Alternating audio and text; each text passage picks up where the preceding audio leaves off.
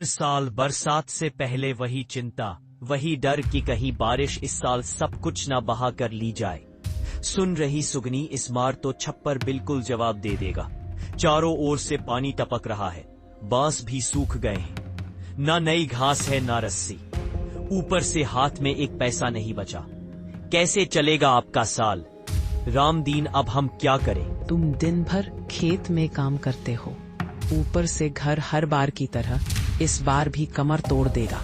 सोचती हूँ बच्चों को लेकर मायके चली जाऊं, कम से कम बरसात में चैन तो मिलेगा। ऐसे ना बोल सुगनी, यह घर चाहे मिट्टी का हो पर अपना है। दूसरों के घर में तो परछाई भी पराई लगती है। चलो आज कुछ बांस काट लाऊंगा और गोबर कहीं से मांग लाऊंगा, दीवारें लीप लूंगा, कुछ तो सहारा बनेगा। बाबा, मेरे स्कूल में सब बच्चों के पक्के मकान हैं। मेरे कपड़े हर बार भीग जाते हैं। मुझसे सब कहते हैं कि मैं झोपड़ी वाली हूँ। क्या हमारा कभी भी पक्का मकान नहीं बनेगा बाबा? बोलो ना बाबा। बिटिया तू मत रो, एक दिन जरूर तेरा घर बनेगा, जहाँ ना पानी टपकेगा ना दीवार गिरेगी। तेरा बापू दिन में खेत जोतेगा और रात में ईश्वर से यही दुआ मांगेगा कि तेरी झोपड़ी एक दिन महल बने। बापू, जब मैं बड़ा हो जाऊंगा ना, तब मैं बहुत कमाऊंगा और ऐसा घर बनवाऊंगा जिसमें चारों ओर लाल रंग की दीवारें हों और एक पंखा भी लगेगा।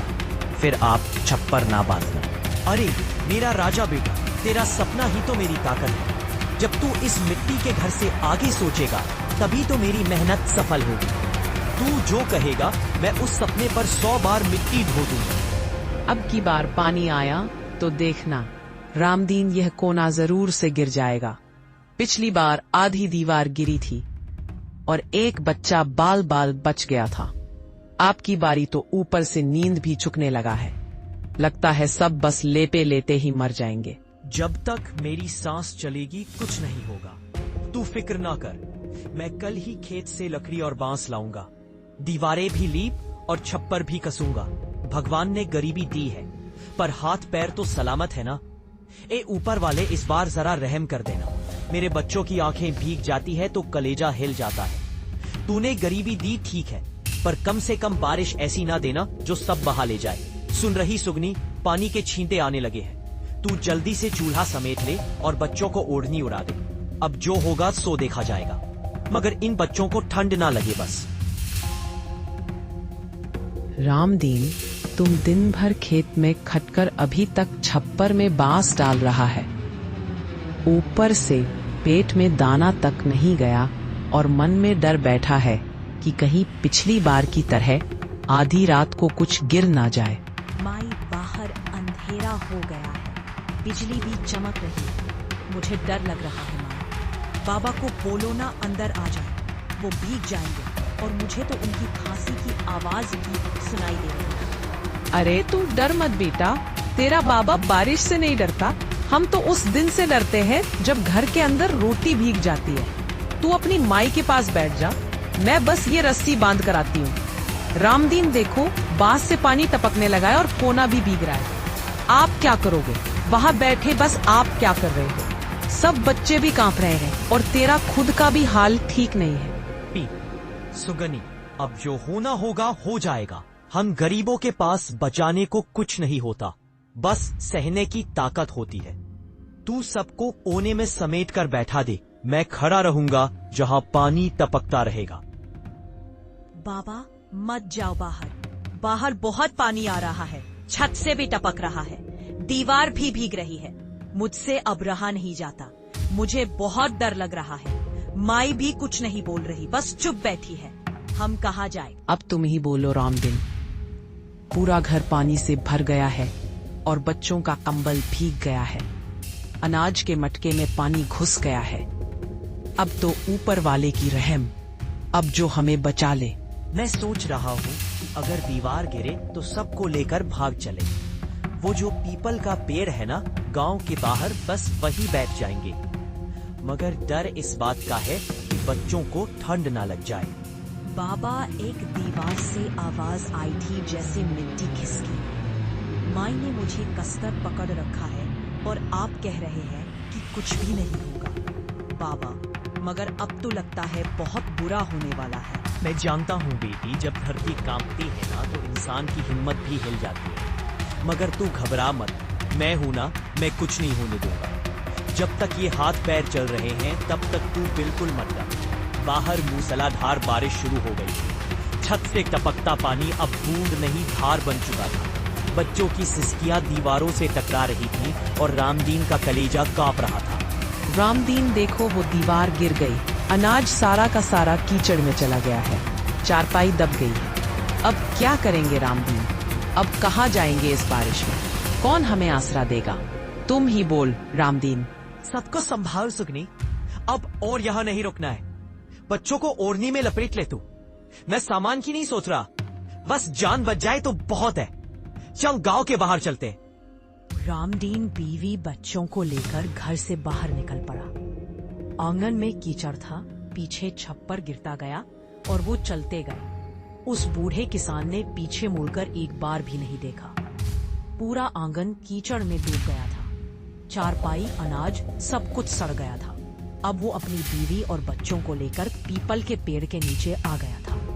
पी, रात काट ली थी, जैसी भी हो। अब तू रो मत सुगनी, जो हो गया सो हो गया। ऊपर वाला अब भी साथ है। देख, हम जिंदा हैं। तू बच्चों को ओढ़नी में कस के लपेट रख। मैं बाहर बैठा रहूंगा, बस ये बारिश थम जाए। रामदीन इस हालत में किसका दरवाजा खटकाएंगे? किससे उम्मीद रखेंगे? अपना तो अब कोई भी ना रहा। जिन्होंने बर्तन दिए थे उन्होंने भी अब वापस मांग लिए हैं। अब तो बस यही पेड़ ही का आसरा है। बापू, मुझे बहुत ठंड लग रही है। पानी मेरे कुर्ते के अंदर घुस गया है।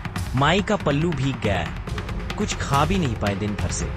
अब मुझे नींद भी नहीं आ रही। बेटा तू थोड़ी देर सह ले। देख, सुबह होने को है। सूरज निकलेगा तो कपड़े सूखेंगे, पेट में रोटी भी आ जाएगी। बस तो हिम्मत रख। भगवान हम गरीबों का भी है, किसी दिन तो उसका भी दिल पिघलेगा। बाबा, मुझे मच्छर काट रहे हैं। पैर भीगकर अकड़ गए हैं और पीठ में भी दर्द हो रहा है। मेरा तो मन करता है रोते रोते चिल्ला दूं कि कोई आकर हमें बचाए। बिटिया मेरी जान, तू मेरी आंखों का उजाला है। तू मत घबरा, ये रात लंबी है पर खत्म जरूर हो। मैं खुदा से मांगूंगा कि अगली बरसात में हमारे लिए छत भेजे, चाहे मिट्टी की ही क्यों ना हो। पूरा परिवार पेड़ के नीचे बैठा भीगता रहा, कुछ नहीं कर पा रहा था। चुप्पी ही सबसे बड़ा दर्द बन गई थी। मूसलाधार बारिश सिर पर पड़ रही थी। बच्चों के दांत खटखटा रहे थे। शगुनी की आंखें पटी पटी थी। कि रामदीन, अब मुझे डर लगने लगा है, कहीं बच्चों को बुखार ना चढ़ जाए। पेट खाली है, कपड़े गीले हैं और तुम भी कांप रहे हो। अब तो लगने लगा है कि ईश्वर ने भी मुंह फेर लिया है। सुगिनी, अब ईश्वर से शिकवा मत कर। देख, तेरे सामने मैं बैठा हूँ, जिंदा हूँ। हिम्मत मत हार। हमें कोई आसरा देगा या ना देगा तो भी हम फिर से खड़ा करेंगे, घर जैसा पहले खड़ा किया था। बापू, अब तो भूख भी नहीं लग रही है। अंदर से ऐसा लग रहा है जैसे कुछ सूख गया हो। माई रोती भी नहीं, अब बस एक तक देखे जा रही है। बेटा, जब तक तेरे बापू के हाथ काम कर रहे हैं तब तक कुछ भी खत्म नहीं हुआ। हम फिर से खड़े होंगे, खेत में हल चलाएंगे, फिर से घर बनाएंगे और एक दिन तू भी इसी पीपल के पेड़ के नीचे किसी और गरीब को सहारा देगा। सुबह होने लगी थी। बादल कुछ हल्के हो चुके थे। आसमान से टपकती बूंदें अब बूंद बूंद होकर गिर रही थी। लेकिन रामदीन की आंखों से बहते आंसू रुकने का नाम नहीं ले रहे थे। एक रात भीगते कांपते जैसे तैसे बीत गई थी, लेकिन सुबह होने पर भी कोई सुकून नहीं था। रामदीन के माथे पर चिंता की लकीरें और भी ज्यादा गहरी हो चुकी थी। अब वक्त था उस जगह लौटने का जहाँ सब कुछ तबाह हो चुका था। अब घर की ओर चलते हैं, देख तो लें क्या बचा है क्या नहीं। जितना भी बह गया हो, लेकिन वो मिट्टी हमारी थी, हमारी मेहनत थी। उसी में फिर से कुछ जोड़ लेंगे। कुछ दिन भूख सही जाएगी, मगर उम्मीद नहीं छोड़ेंगे। मन तो कर रहा है कि वही पेड़ के नीचे पड़े रहकर देख लूं, और दिल मेरा समझ ही नहीं रहा कि मैं क्या करूं। बच्चों को कैसे समझाऊंगा, कैसे संभालूंगा। दीवारें अगर गीली होंगी तो हमारा तो सिर छुपाने की भी जगह नहीं रहेगी। बापू, हमें ना घर जाना है ना कुछ देखना है। मेरा पेट दर्द कर रहा है। माई की गोद भी ठंडी पड़ गई है और पैर भी सूज गए हैं। मुझे ना अब कुछ चाहिए, ना सपना देखना है। नहीं बेटा, ऐसा मत बोल। हमारे पास कुछ नहीं सही, लेकिन मेहनत तो है ना। अब जो भी टूटा होगा हम सब मिलकर फिर से खड़ा कर लेंगे। चल बेटा, तू मेरा हाथ पकड़ ले, हम दोनों मिलकर एक एक दीवार उठाएंगे। बाबा चलो ना जल्दी यहाँ से, पैर के नीचे बहुत डर लगता है, रात भर मच्छर काटते रहते हैं, अब तो मेरे हाथ में फफोले भी पड़ गए। चलो ना बाबा, देखो तो सही कि हमारी चारपाई बची भी है या नहीं। देखो सब कुछ बह गया, अनाज का सत्यानाश हो गया है, मटके में भी पानी भर गया है। भगवान जाने अब हम क्या करेंगे। और तो और जो एक जोड़ी कपड़ा बचा था वो भी अब नहीं बचा। अब हम क्या खाएंगे, क्या पहनेंगे। सुगनी रो मत, ये सब देखने के लिए ही तो हिम्मत चाहिए थी। अब तो सामने है ना। अब साहब क्या करना है, सबसे पहले छप्पर का घास हटाते हैं, फिर चारपाई सीधी करते हैं और कुछ सूखी लकड़ियां लाकर चूल्हा बनाते हैं। बापू मुझे तो डर लग रहा है कि फिर यहाँ कैसे रहेंगे। रात को फिर से बारिश हुई तो फिर कहाँ जाएंगे। पीपल के पेड़ के नीचे तो अब बहुत ज्यादा ठंड हो गई है, ना वहाँ पर रह पाएंगे ना कुछ खा पाएंगे। बापू मुझे तो डर लग रहा है कि फिर यहाँ कैसे रहेंगे। रात को फिर से बारिश हुई तो फिर कहाँ जाएंगे। पीपल के पेड़ के नीचे तो अब बहुत ज्यादा ठंड हो गई है, ना वहाँ पर रह पाएंगे ना कुछ खा पाएंगे। बेटा अब तू बड़ा हो गया है, मुझे तुझसे उम्मीद है तू हाथ बटाएगा।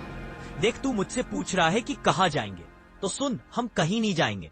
हम यहीं से फिर खड़े होंगे जैसे पहले हुए थे। हम मिट्टी के लोग हैं, मिट्टी में ही जीना है। पापा मैं भी मदद करूंगी, मैं मिट्टी लिपूंगी, दीवार ठीक करूंगी, माई के साथ लकड़ी बिनने जाऊंगी और फिर हमारे घर में खाना बनेगा और फिर से लालटेन के नीचे पड़ूंगी। रामदीन का परिवार उस उजड़े घर में खड़ा था, जैसे कोई वीरान मंदिर में दीप जलाने आया हो। चूल्हा गीला था, लेकिन आंखों में फिर से गर्मी लौटने लगी थी। अब इंतजार था तो सिर्फ एक कोने के सूखने का और फिर से एक रोटी बनाने का। रामदीन ने हार नहीं मानी, उजड़ा घर फिर से खड़ा करना चाहा था, चाहे दीवारें गाड़ी से बने या आंखों के आंसू से। जो टूटा था उसे जोड़ने की जिद थी, भले ही पेट में कुछ ना गया हो, पर हिम्मत अभी बाकी थी। सुगनी तू वो पिछला कोना देख जरा, मिट्टी सूख गई है ना। मैं सोच रहा हूँ दीवार वहीं से फिर से खड़ी करूँ और ये जो छप्पर गिरा है उसे बांस से टिका देते हैं। दोपहर तक कुछ शक्ल बन जाएगी घर की। बच्चे भी भूखे हैं, सुबह से कुछ नहीं खाया है और तुम सोच रहा है दीवार खड़ी कर ले। अब पहले कुछ खा तो ले, तभी जान लगेगी ना।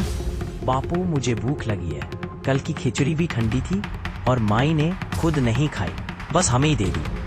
अब पेट में कुछ जाएगा तभी तो हाथ चलेगा, वरना मैं ईंटें नहीं उठा पा रहा हूँ। बेटा तू हिम्मत रख, मैं जंगल की तरफ जाऊंगा, कुछ सूखी लकड़ी काट कर लाऊंगा और बाजार में बेच दूंगा।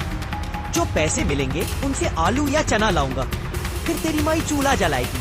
बाबा मुझे भी साथ ले चलो, मैं भी लकड़ी चुन लूंगी। देखो मेरी उंगलियां मजबूत हो चुकी हैं, मैं भी आपकी मदद करूंगी। बस खाना जल्दी से ले आना बाबा, मुझे भूख से चक्कर आने लगे हैं।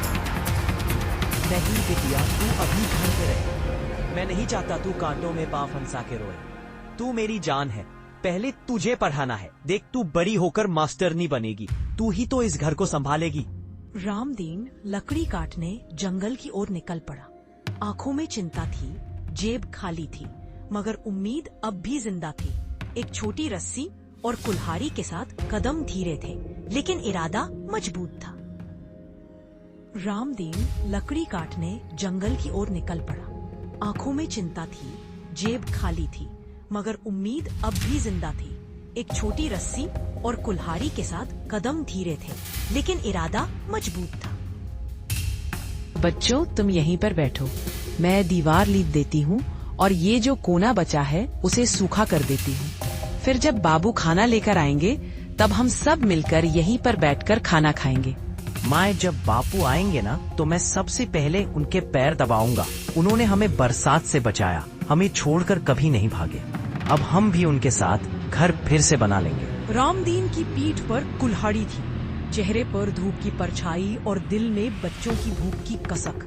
उसके पैर जंगल की तरफ बढ़ते जा रहे थे, पर मन घर की चारपाई और बच्चों के खाली पेट के पास ही अटका हुआ था। रामदीन को पता नहीं चला कि वो जंगल में कितनी दूर निकल आया है। उसके पांव कीचड़ से सने थे और आंखें रास्ता तलाश रही थी, मगर कुछ समझ नहीं आ रहा था। वो एक टहनी पकड़कर बैठ गया और माथा पूछने लगा। रामदीन की पीठ पर कुल्हाड़ी थी, चेहरे पर धूप की परछाई और दिल में बच्चों की भूख की कसक। उसके पैर जंगल की तरफ बढ़ते जा रहे थे, पर मन घर की चारपाई और बच्चों के खाली पेट के पास ही अटका हुआ था। रामदीन को पता नहीं चला कि वो जंगल में कितनी दूर निकल आया है। उसके पांव कीचड़ से सने थे और आंखें रास्ता तलाश रही थी, मगर कुछ समझ नहीं आ रहा था। वो एक टहनी पकड़कर बैठ गया और माथा पूछने लगा। हे बप्पा, कहाँ आ गया हूँ? चारों ओर पेड़ ही पेड़ है, कोई आवाज भी नहीं सुनाई देती। अब घर लौट पाऊंगा या नहीं, यह भी नहीं जानता। इधर घर में सुगनी बच्चों को सीने से लगाकर बैठी थी, बार बार पगंडी की ओर देख रही थी। बेटा रो रहा था, बिटिया पांव पटक रही थी। रामदीन के बिना घर जैसा सूना सा हो गया था। हे भगवान, कहीं मेरे रामदीन को कुछ हो ना गया हो। इतनी देर हो गई है, अभी तक नहीं लौटे हैं। कहीं जंगली जानवरों के बीच वो फंस ना गए हो। उधर रामदीन चलते चलते एक अजीब सी पहाड़ी के पास जा पहुंचा, जहां पर एक बड़ी सी गुफा थी। वो डरते हुए भीतर अंदर गया। अंदर घुप अंधेरा था, लेकिन आगे एक हल्की सी रोशनी दिखाई दी। हे राम, यह कौन सी जगह है और ये उजाला कहाँ से आ रहा है? लगता है ऊपर वाला कोई इशारा कर रहा है। चलो देखते हैं क्या है। गुफा की आखिरी में एक गांव जैसा कुछ दिखाई दिया। वो गांव पूरी तरह से सोने का बना था। घर, दीवारें, छप्पर सब चमक रहे थे और बीचों बीच एक बड़ा सा महल था। उसमें एक बूढ़ा राजा बैठा हुआ था। कौन है तू और इस जगह तक कैसे पहुंचा? यह गांव किसी आम इंसान का नहीं, तू बता सच क्या है? महाराज, लकड़ी काटते काटते थक गया। आसरा राजा थोड़ी देर के लिए चुप रहा। एक सेवकों को बुलाकर बोला, थैला लाओ। उसमें से कुछ सोने के सिक्के थे, जो राजा ने रामदीन को थमा। सच्चाई नहीं क्या ये सिक्के तेरे बच्चों की किस तरह है? मगर ध्यान रखना, इस गांव का राज किसी से न कहना। महाराज, आपके इन सिक्कों से मेरा उजड़ा घर फिर से बस जाएगा। बच्चों के पेट में रोटी आ जाएगी और मेरी सुगनी की आंखों में फिर से रोशनी आ जाएगी। रामदीन ने सिक्कों का ठेला लिया और गुफा से बाहर निकल पड़ा। उसकी आंखों में उम्मीद और कदमों में तेजी थी। गुफा से निकलकर रामदीन अब वापस अपने गांव की ओर लौट रहा था। दिल में बस एक ही बात थी कि घर पहुंचते और बीवी बच्चों को वो फिर से रोटी खिलाएगा। वही बच्चे जो एक रात पहले भूख से कांप रहे थे, अब उनकी मुस्कान लौटाने का वक्त था। हे बप्पा, तूने सुनी मेरी। अब देख मैं क्या करता हूँ। अब ना कोई भी भूखा सोएगा, ना बरसात से डरेगा। अब ये सिक्के मेरी मेहनत का नया रास्ता बनेंगे। माई देखो, बाबू आ गए। बाबू सच में आ गए। उनके हाथ में कुछ है, देखो माई। हे भगवान, तेरा लाख लाख शुक्र है, तूने मेरे रामदीन को सही सलामत लौटा दिया। बापू, तुम कहाँ रह गए थे? हमें बहुत डर लग रहा था। मैं तो सोच रहा था अब तुम नहीं आओगे। नहीं बेटा, मैं कहीं नहीं जाऊंगा। अब देख क्या लाया। ये थैला देख, ये थैला ऊपर वाला दे गया है। हमारी मेहनत रंग लाई। अब हम फिर से खड़े होंगे। रामदीन भाई, आज तो बड़ा भारी थैला लाए हो। कहाँ से लाए हो इतना धन? कल तक तो हाथ खाली थे। बस भाई समझो, भगवान की दया हुई, मेहनत रंग लाई। अब बस घर बसाना है, बच्चों को खाना खिलाना है। ईमानदारी की कमाई भले ही देर से मिलती है, पर जब मिलती है तो सुख भी साथ लाती है। मैं गरीब जरूर हूँ, पर बेईमान नहीं, और ये मेरी सबसे बड़ी दौलत है।